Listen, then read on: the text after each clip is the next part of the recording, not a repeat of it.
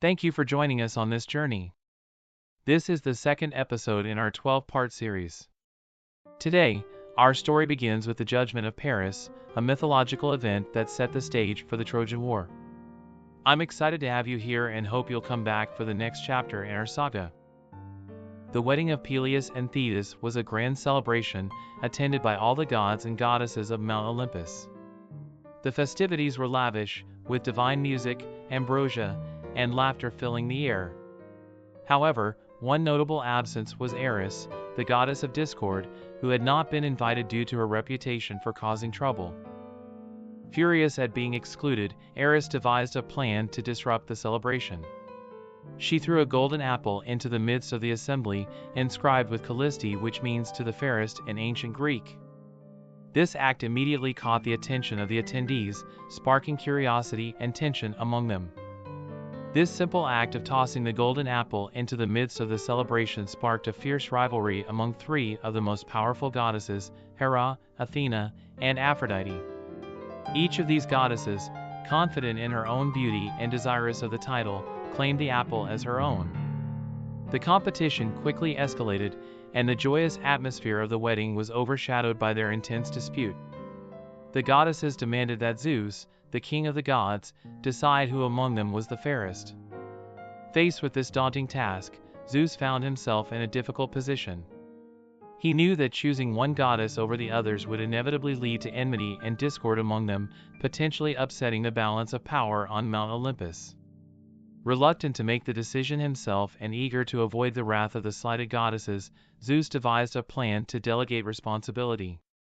He appointed Paris, a young prince of Troy renowned for his fairness and sound judgment, to make the choice. By passing the decision to Paris, Zeus hoped to maintain harmony among the gods while distancing himself from the potential fallout of such a contentious decision. Paris was tending his flocks on the peaceful slopes of Mount Ida when, to his astonishment, Hermes, the swift-footed messenger of the gods, appeared before him, accompanied by the three radiant goddesses. The sudden arrival of these divine figures left Paris bewildered and awestruck. Hermes, with his customary eloquence, explained the situation and presented Paris with the daunting task of choosing the fairest among the goddesses. Each goddess, determined to sway Paris's judgment, offered him a tempting bribe in exchange for the golden apple. Hera, majestic and commanding, promised Paris unrivaled power and kingship over all men, envisioning him as a mighty ruler with dominion over vast lands and people. Athena, wise and strategic, offered him unparalleled wisdom and skill in war, envisioning him as an invincible warrior and a master tactician whose name would be remembered for ages. But it was Aphrodite, the goddess of love and beauty, who captivated Paris with her irresistible offer. With a voice as enchanting as her appearance, she promised him the love of the most beautiful mortal woman, Helen of Sparta. Aphrodite painted a vivid picture of a life filled with passion and desire, promising that Helen's love would bring him unparalleled joy and fulfillment. The thought of possessing the heart of Helen, renowned for her extraordinary beauty, ignited a fire within Paris's heart, eclipsing the offers of power and wisdom made by Hera and Athena. The decision, fraught with divine implications, would forever alter the course of his life and the fate of many. Paris traveled to Sparta under the guise of diplomacy, embarking on a mission that was shrouded in both political and personal intrigue. Upon his arrival, he was warmly welcomed by King Menelaus, who was unaware of the true intentions behind Paris's visit. It was during this time that Paris met Helen, the wife of Menelaus, renowned throughout the ancient world for her stunning beauty and grace. With Aphrodite's divine assistance, Paris was able to captivate Helen's heart. The goddess of love and beauty worked her charms, ensuring that Helen felt an irresistible attraction toward Paris. As days passed, their bond grew stronger, culminating in a passionate affair. Paris, emboldened by Aphrodite's promise and driven by his overwhelming desire for Helen, decided to take a bold and perilous step. In a daring move, Paris abducted Helen and took her back to Troy, an act that was both reckless and defiant.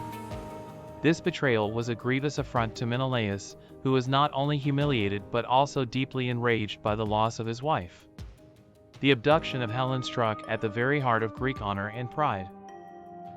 Menelaus, determined to reclaim his wife and restore his honor, called upon the kings and warriors of Greece to aid him. The leaders of the Greek states, bound by oaths and driven by a sense of duty and revenge, rallied their forces. Thus, a massive Greek army was assembled under the command of Agamemnon, the mighty king of Mycenae. United in their resolve to retrieve Helen and punish Troy, this momentous act of betrayal by Paris set into motion the events that would lead to one of the greatest conflicts of the ancient world, the Trojan War, a war that would be marked by heroism, tragedy, and the wrath of the gods. With the stage set for conflict, the next chapter of our series will delve into the tragic sacrifice of Iphigenia, a pivotal moment for the Greek army. Join us as we uncover these poignant moments that mark the beginning of the Trojan War. If you enjoyed this video, please subscribe to our channel, like this video, and hit the notification bell so you never miss an update. Your support helps us continue to bring these timeless tales to life. Thank you for watching and stay tuned for more.